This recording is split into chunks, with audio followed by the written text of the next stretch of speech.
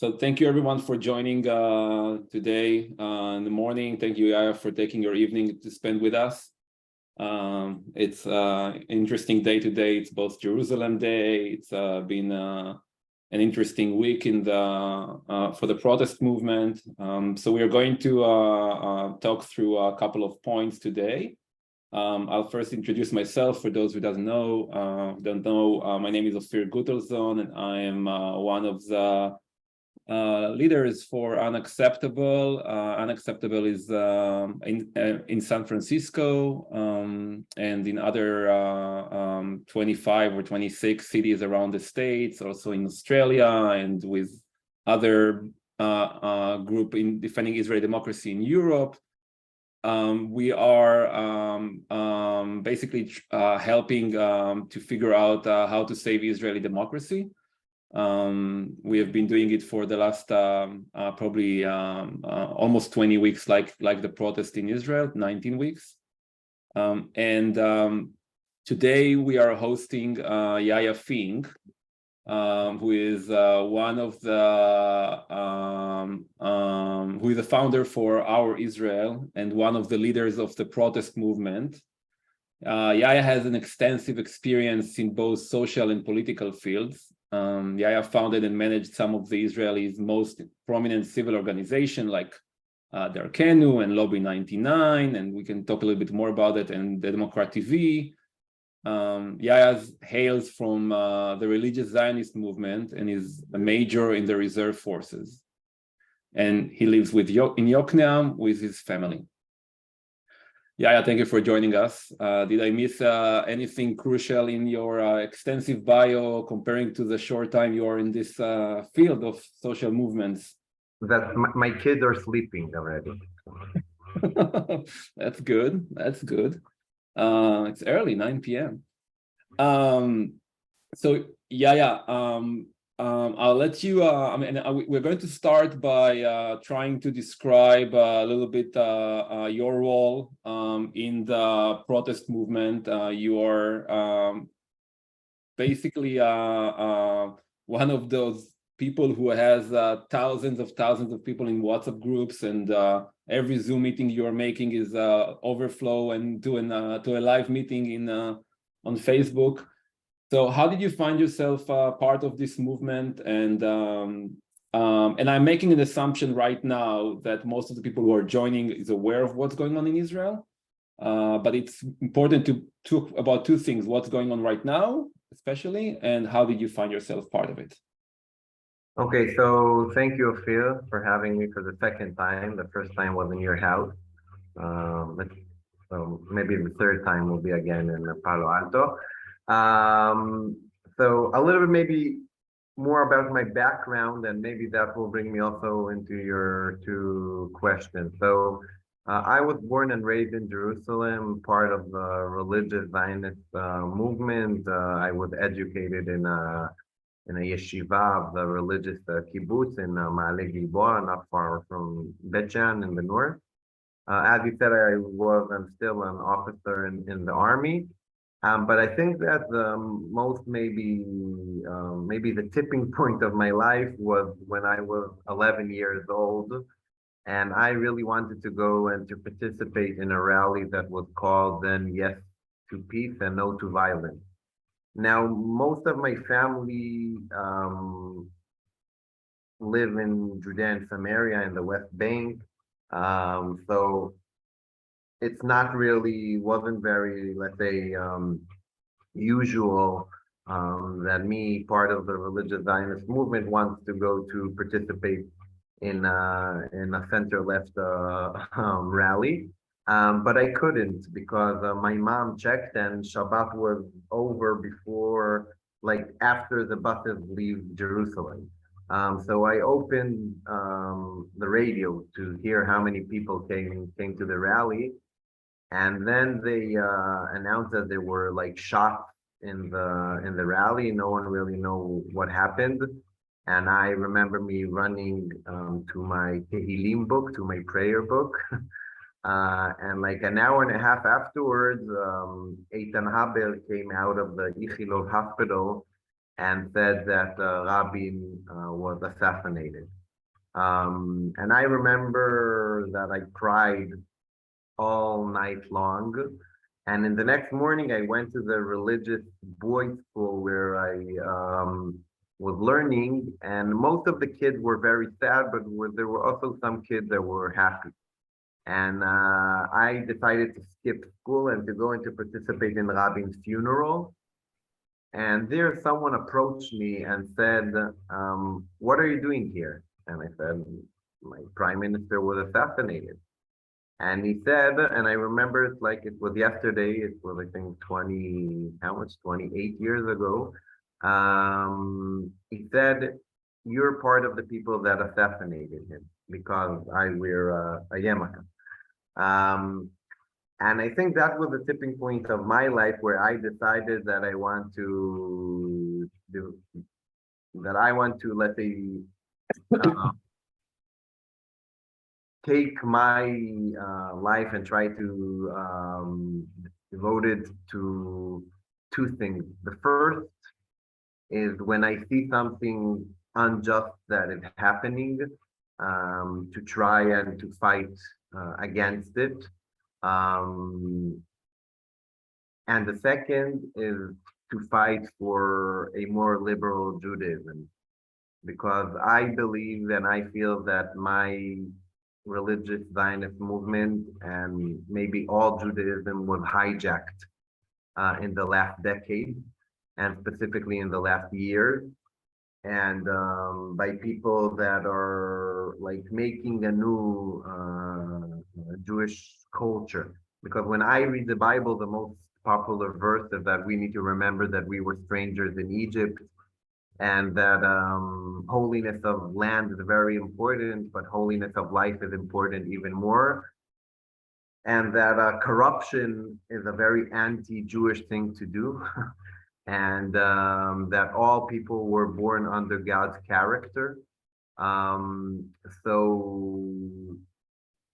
that's like, I think a very, no, no, that's my tipping point story, because from then until now, when I see something that I don't agree with it, I like go back 28 years, and I think when Rabin was under attack and incitement, I didn't do anything. Now, you could say you were only 11 years old, but I promised myself that each and every time then when someone will try to attack Israel's basic values, um, I will stand against them. And in the last 5 months or 20 weeks, um, I'm 24/6, not 24/7, but 24/6, um, trying to expand and broaden this very important demonstrations and movement. Um, so that's a little bit about like the background, and specifically, um, I took three things on myself and our movement to do in this, let's say, protest. The first, I really, really, really believe in long-term infrastructure. I think that demonstrations or battles without building long-term infrastructures won't, let's say, change Israel's future. And I want to guarantee Israel's future as a Jewish, democratic, and liberal country. So we're working now to take some of the important and efficient stuff that are happening here in different organizations. There are about 200 organizations in this demonstrations, but trying to focus on three, four, five, and to give them the tools to build a long-term infrastructure. In my path, in the last decade, I established a few NGOs that are very successful and broad and have dozens of thousands of monthly payers and hundreds of thousands of people involved in them.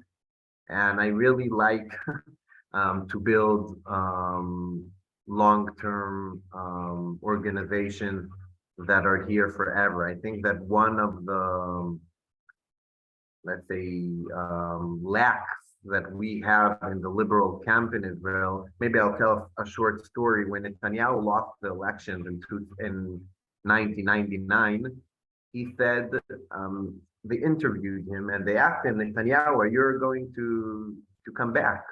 Or is this your last time? And he said, I will come back only under two conditions. The first is that I will have a powerful media tool by my side. And in July 30, 2007, Israel Hayom was established by the Edelson family, about $100 million a year funded.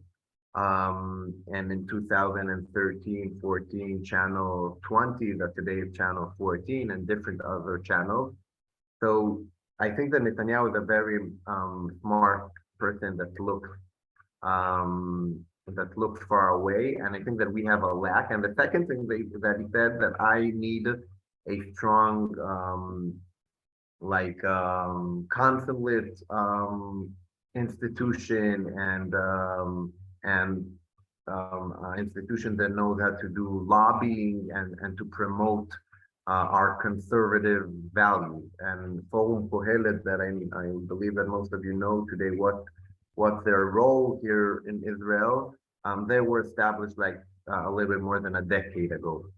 So in the liberal camp, we're really good into do like campaigns and demonstrations, but I think that we're less efficient in building these long-term infrastructures. So that's the main thing that I'm focusing on in these days. And I'm also, I have a role to, let's say, help and to assist to the demonstrations that are in the periphery. It's very boring So to let's talk. let's take the it's actually a great point to talk about where do you see the power of the protest movement outside of the Kaplan area? We all probably so I'm actually going to just pause because maybe I did assume that many are aware of. So how many of you over the first time maybe you can raise with a thumb hearing about the protest or what's the situation in Israel, just to make sure we are not skipping the basics. If there are many here that needed some background, I don't think so. So Kaplan is drawing. Everyone is hearing about Kaplan. Everyone is seeing the big signs. I mean, the main speakers are there, and it's drawing like between 200 to 300 on the good days. But there is over 150 points in Israel that actually protesting every weekend. I mean, how do you see the connection between all the protests turning into a movement? So look, first of all, I think that it's very boring to talk only with the convinced people. And it's very important, also stuff that you do abroad, to go and to speak with people that are not part of it and it's not their daily issue. So I think that every point that is outside of the center of Israel is much more important. And as you said, we have around 150 locations all over Israel, and 70–80% of them are in the periphery. So we're helping about 20 or 30 of them. And it is a movement. Like it's not one, I don't know, city that works alone. We work together. It's not easy to build a movement in a movement and to do everything very fast forward. But I think that it's now very expanded, and we have a lot of people, and we have in each and every place the go-to guy, and we have the WhatsApp group for. I'll give you even an example from my town, from Yokneam, that's a small city in the north of Israel. We have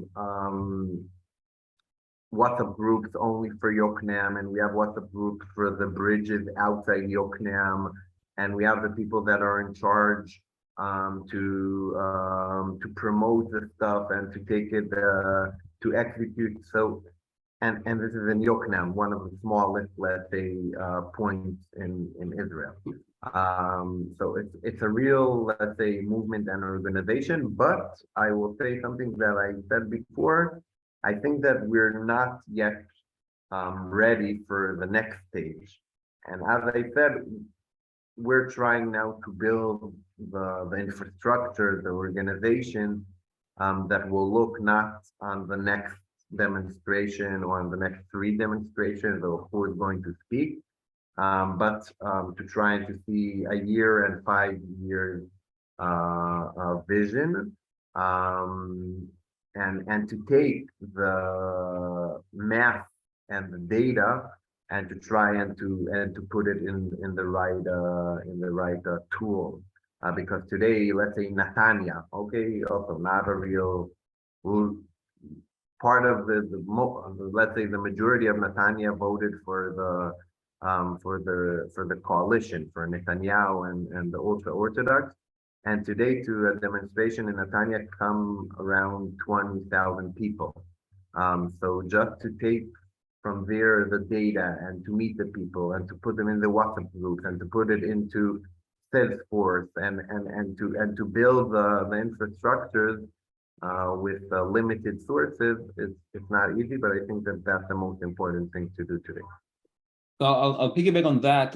When we are reaching out, so as you probably know, I mean, like one of the things that we are doing when we are protesting outside of the country is reaching out to the Jewish American community or Jewish diaspora in general. That not necessarily, I mean, even us as Israelis, we are not, we haven't been activists for many years in the liberal side. And when we talk to when we set up the stage and bringing speakers to talk and to engage with the local Jewish communities, we are seeing the point where everyone starting to understand that being a liberal is in America. I mean, we know that many of us are consider ourselves liberals and for democracy values. We see some connection to the protest movement in Israel. From what do you think is the role for Jewish diaspora in this fight? So I see it as a crucial role because first of all, when I think that the most important thing that is happening in this movement is that people that are not in the daily basis or regular to demonstrate and to fight for our democracy. And I think that what happened in Israel the last decade and specifically in the last years, that the minority got control and power because the majority didn't really care.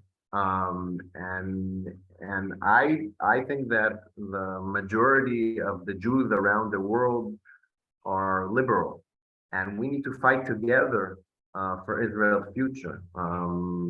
A person that lives in New York or in Palo Alto is not less Jewish than someone that lives in Bnei Brak, and this is the only Jewish country. So they're trying for years already to divide us and to say that if you're part of the left, so you forgot what it is to be Jewish, or if you live abroad, you're not a real Jew, or that the Western Wall is only for the ultra Orthodox. They're trying for years to divide and to divide and conquer. Yeah, and to make the fences higher. I think that the historical movement is trying to bring the liberal Jewish people together again.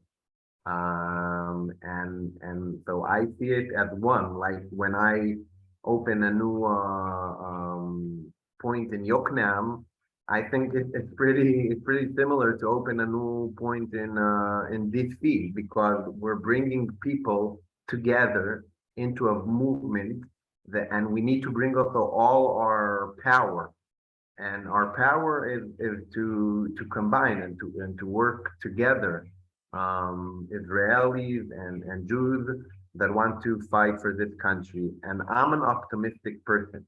I think that optimism is a political point of view, and I think that the most maybe the thing that will make Itamar Ben-Gvir or Netanyahu happier than anything else is when people are like desperate and they say there's no chance and we need to go back to our life. And but when people go out together all over the world, and we see the pictures from don't know already how many places you see in the US and from all over Israel, and people in the US see it that are maybe also influences. So it's like a big snowball that goes and gets bigger. So I think that it's very, very important to have also your back, but also to be like together in this issue, and to show that there are millions of Israelis that are against it, but there's also millions of Jews all over the world that are against it, and also specific things that only you can do, demonstrations against Kohelet, talking with Congress people, convincing people abroad that are important, that Israel is important for them. So I think that it's a very crucial, let's say, Do you have a point of view of how if the judicial coup overhaul is going to pass, how it will impact Jews around the world? In what ways? look, first of all, I don't believe that it's going to pass. I know that tonight is the optimistic Zoom, tomorrow is the pessimistic. Um, and I think it will make Israel, and there's a battle in Israel between people that want Israel to be Jewish and democratic and people that want it to be only Jewish, and maybe even ultra Orthodox. Specific type of Jewish, yeah. Yeah, maybe even ultra Orthodox Jewish or so when we have the judicial system, and when we have a Supreme Court that is independent, it's much harder to harm and to affect equality and this relationship, delicate relationship between democratic and Jewish country. If we won't have this thing, so I think that Israel will be a much more ultra Orthodox country, and then I think that maybe 80% or 85% of the Jews around the world and the diaspora will feel neglected, and that Israel is not their home anymore. So I think that's the main issue, and also many Israelis, I say as a religious Jew, that I think that the number one issue that let's say takes Jews and maybe the number one issue that brings Jews to run away from Judaism is religious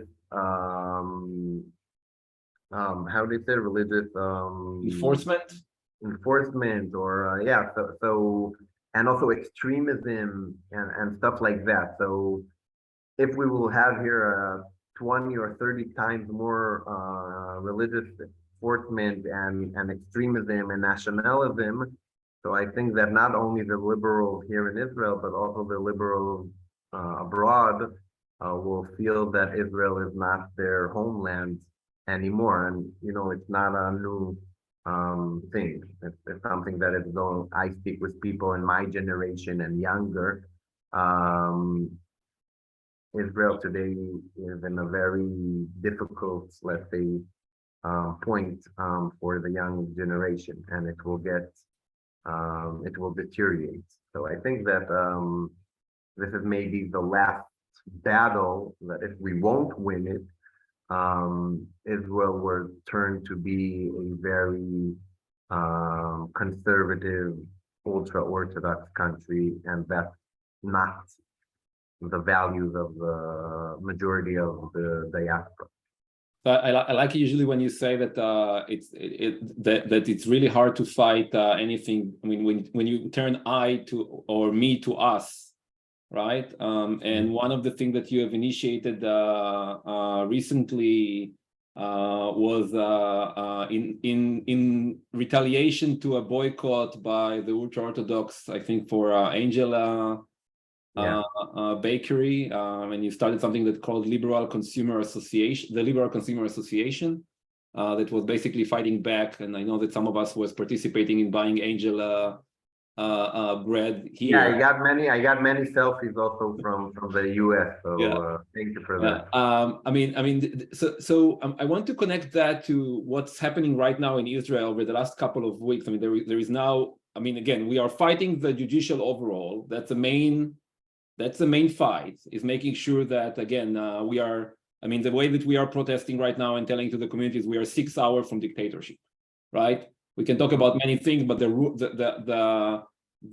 laws that have been on the Knesset waiting for the second and third reading is there, and there is negotiation happening at the President House. But it seems like the protest is shifting a little bit and connecting more economic issues, budget definitions to the judicial overhaul. I mean, one is, maybe you can explain more to the audience about what the connection between the two. And the second one is it losing from the focus? Yeah, so first I will say a few words about the Liberal Consumer Association that I established a few weeks ago. I had enough that ultra-Orthodox, extreme ultra-Orthodox leaders call to boycott Israeli businesses because their Donald chairman went to demonstrate, or because they participated in liberal demonstrations. And as I said, when I see stuff that make me pissed, so I try to do something.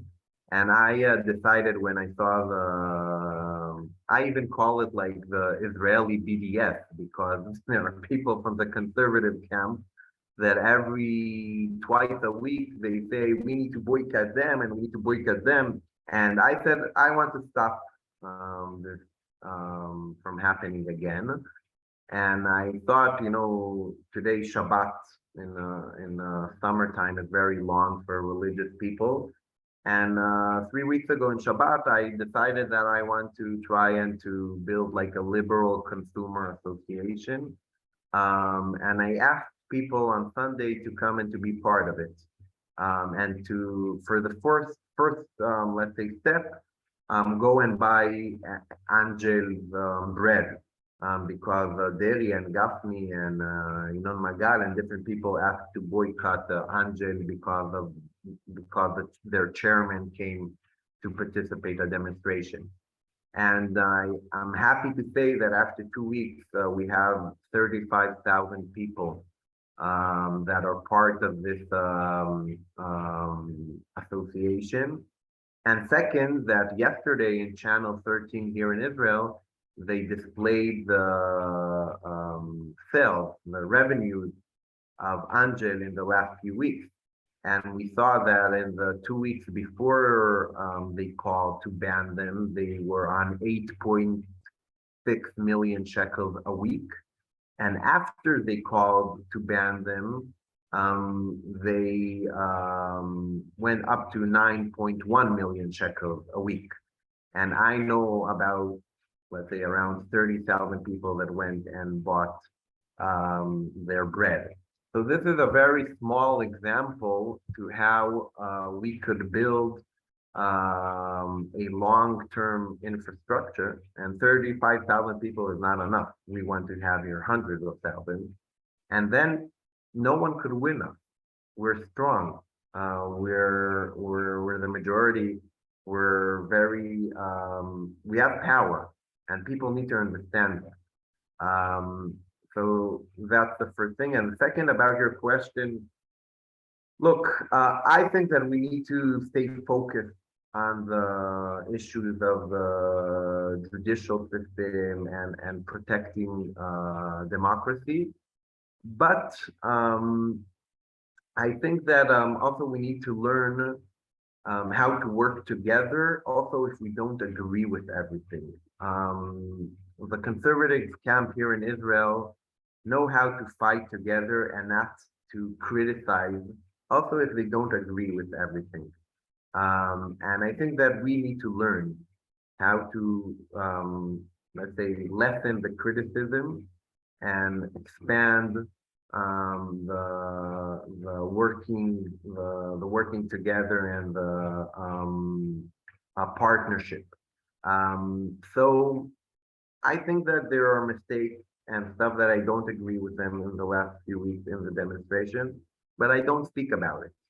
I try to influence, but in the end, it's more important for me that this movement will expand and will get a more powerful.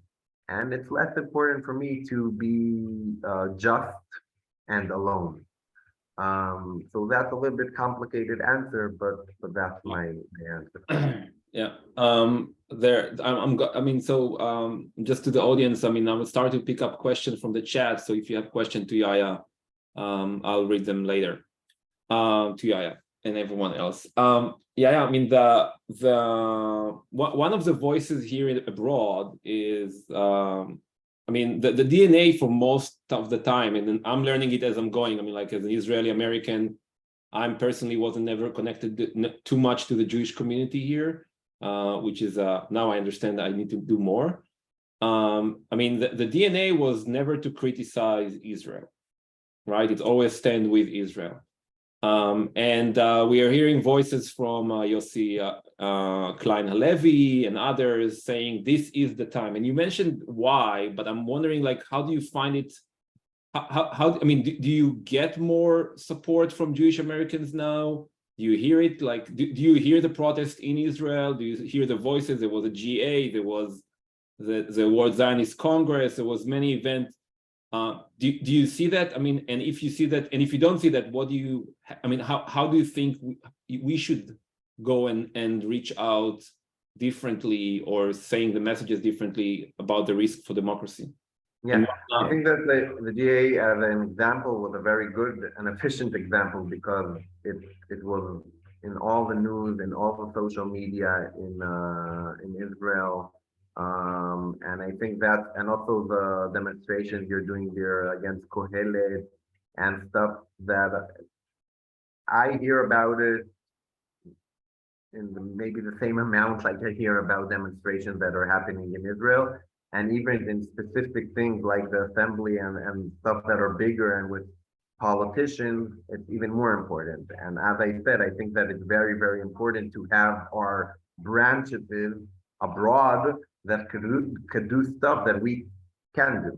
Okay, we can do that in Yokneam and even not in Kaplan or in Jerusalem. So I think that it's important, and also I know about let's say more volunteers and also more donations that got to the movement after they heard about the issue in different demonstrations around the U.S. and the UnXeptable movement. So I think it's very important and crucial.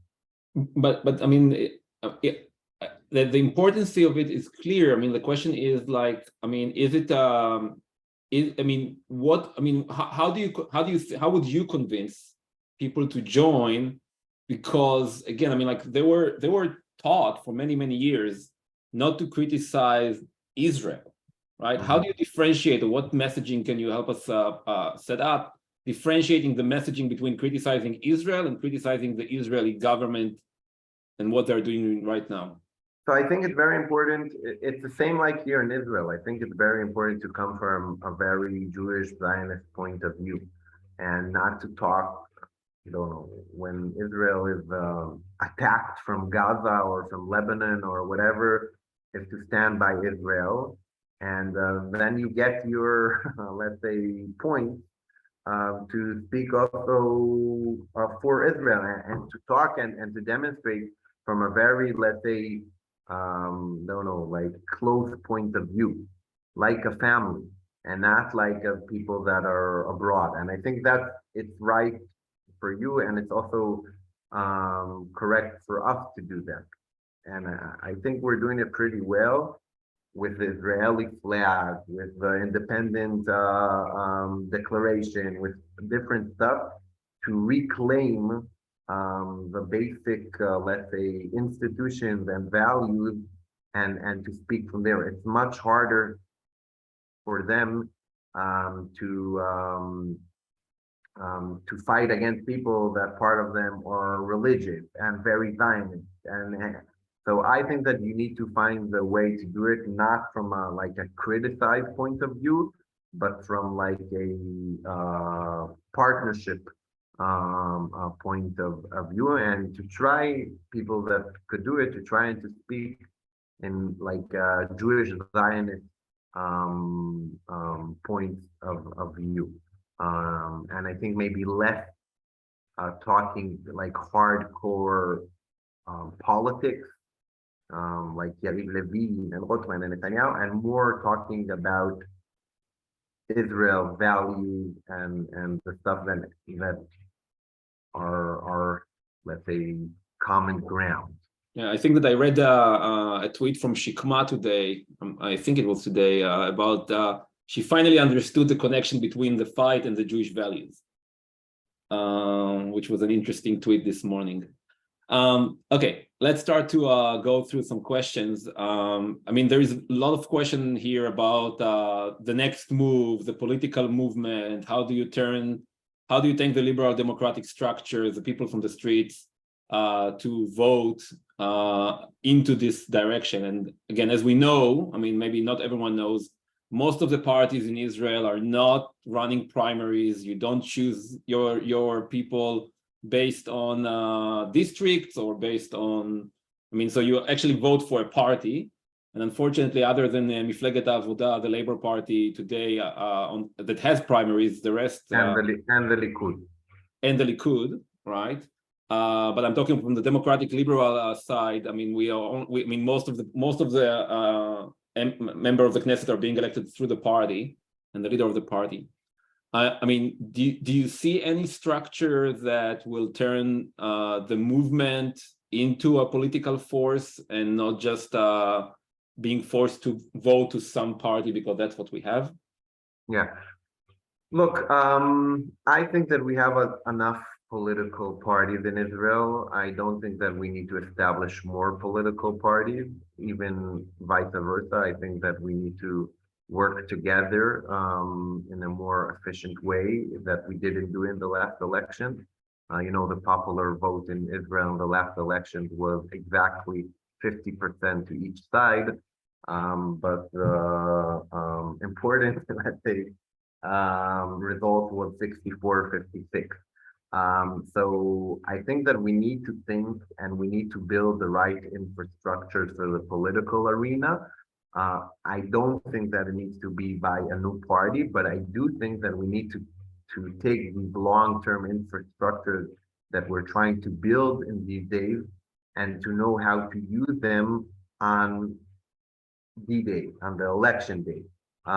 We didn't do that. And we didn't have also the data and the infrastructures and the tools to do it. So I think that there's a lot of stuff that is happening today that if we will know how to build it right, it could help us to change the political map. And also, I will say that one of today I meet almost every day.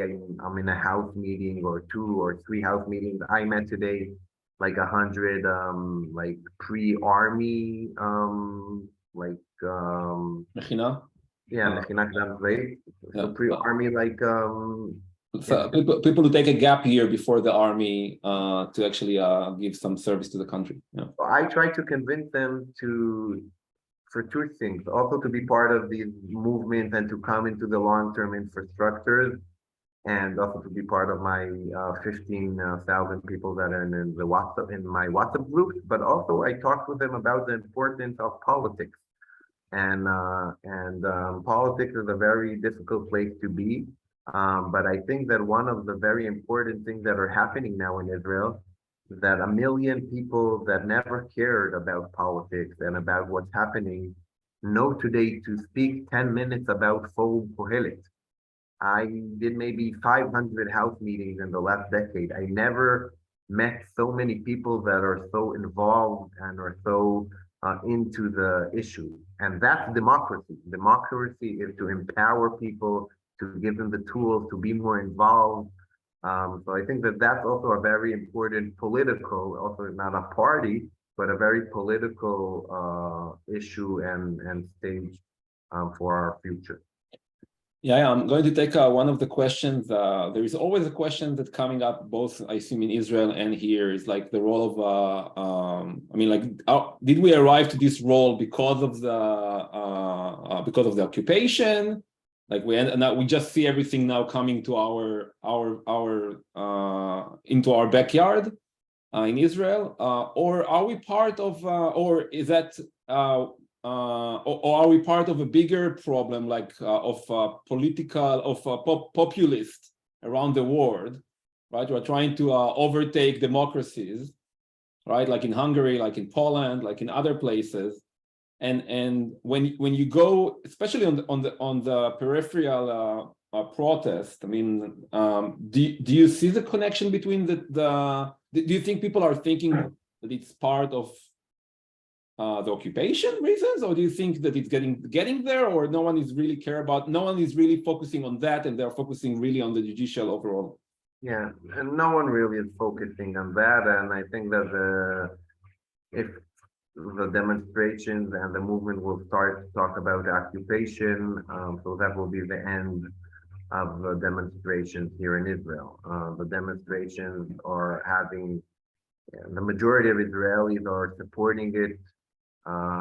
It's because they're very broad, because it's a big tent that tries to bring together also people from the moderate right, also a little bit people from the religious Zionist movement, also people from the periphery that don't want Israel to be more corrupt or to be less democratic. So I think that that's the wrong way to go.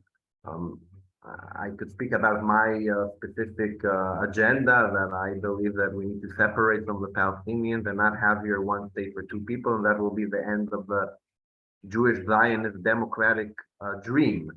But there are not too many Israelis today that this important issue is their main issue, and this movement is not about it. But I will say that it is about fighting against extremism. And today is the Yom Yerushalayim, Jerusalem Day, and for the first time we're trying also to reclaim Jerusalem, because in the last decade the Jerusalem Day has like rallies of extreme right wing people with a lot of extremism and racism. And for the first time today, there was a rally also of liberal people that say, we love Jerusalem, Jerusalem is ours, but we're against nationalism, we're against extremism, we're against racism.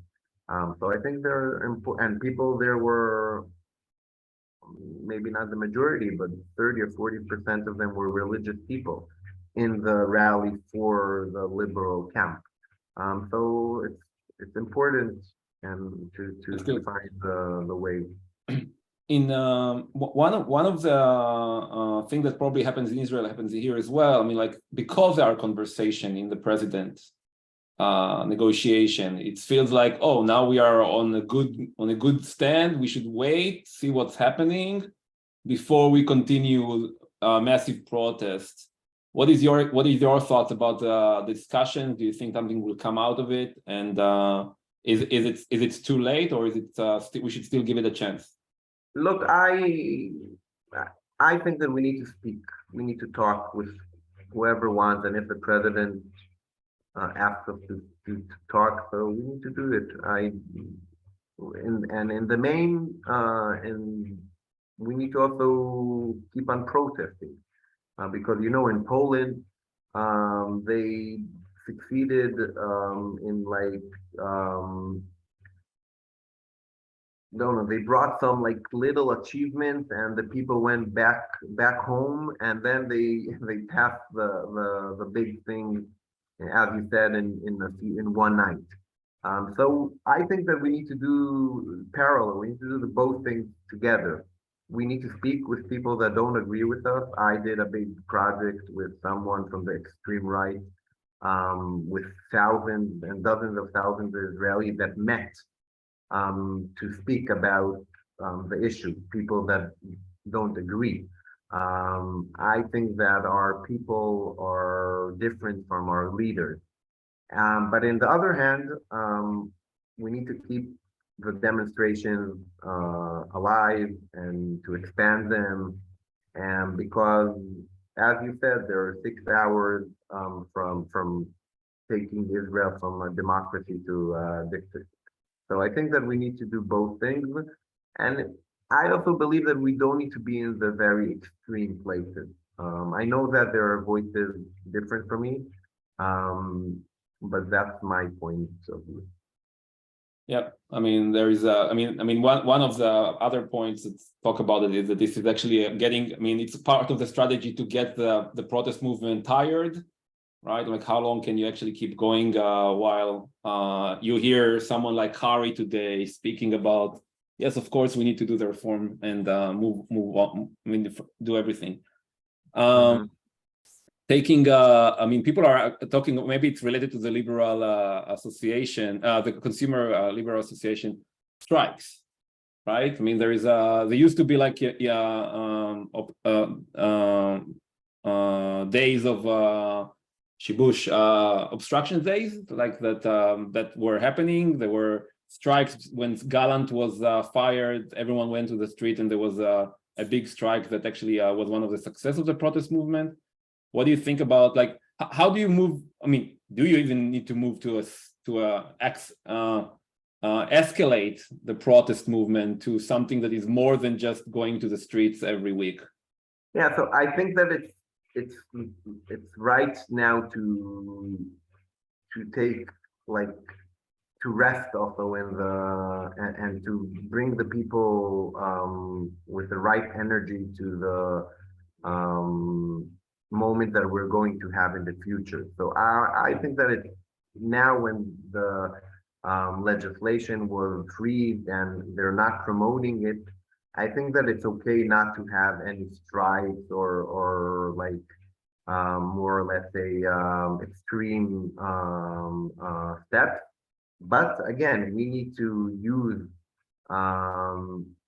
this important time to build the long-term infrastructure that will help us also in the short term, if they will try to bring this legislation, and also in the long term. So that's our, let's say, goal and our movement. We're now working to build the long-term infrastructure. So I think that it's okay now to have only the weekly or 2 times a week the demonstrations, but we need to be ready for the collapse of the negotiations, and to know how to let's say rebattle and to come out with all our power. Yeah, I mean, just Victor Base is reiterating that. What do you mean they are not promoting it? They've all said clearly that they want to continue their dictatorial legislation. I mean, what else they need to do in order to make us convinced that they actually want to do it? I know that they wanted it and they want it, but they're shocked from the resistance and from the protest and from the power. So I think that today Netanyahu doesn't want to promote it, but he's kidnapped and hijacked because of his trial by very extreme people. I'm not sure how it's going to finish. I'm a little bit more optimistic than pessimistic, but I also could, of course, understand people that are sure that it's going to happen tomorrow morning. It doesn't really matter because we need to do the same stuff. We need to get bigger. We need to be readier. We need to be more efficient. And if it will be about the judicial system, so we will go out stronger. And if it will be about different liberal stuff, you know, the battle for Israel as a Jewish democratic and liberal state is only in the beginning. But we need to build these organizations and long-term infrastructures for all to protect all our values. Ruth Kaplan is asking how diaspora Jews can assist building the long-term infrastructure. I think that you need to decide what the 2 or 3 organizations that are doing the most efficient work and the most important work. There are about 205 organizations in this process, and to try to help them. You could help them by volunteering or fundraising or whatever is your tools, and to try and to move it from a short-term organization to a long-term change. So we could do a long Zoom only about the 200 organizations and how to decide who's the 3 or 5 most efficient. But I think that in this point of view, every answer is the right answer. We're now investigating into it and we're trying to decide. So I'm going to answer Ruth. I mean, like we're actually creating like I mean, join UnXeptable.org, the mailing list, and we're going to send more information both about Yaya's organization and other organizations that are part of the movement as part of how we can support. I mean, other than going to protest over the weekend. So we're almost at time, and I'm just going to encourage everyone to find the chapter of UnXeptable on the map that we have. I mean, join the mailing list, join your local groups. If you don't have a group that is organized right now, you can always reach out to us and we will help. Again, it's a grassroots movement, so we are not creating groups. If you want to create a group, we will help. Any closing words on your end, Yaya? To be optimistic, to say thank you for all the things you do, and it's important, and to know that you have here in Israel friends and family and partners that are fighting together with you to guarantee Israel's future. And again, to say thank you also for inviting me and also for all the important things that you're all doing, and specifically Ophir and Galit in UnXeptable. It's really, really important.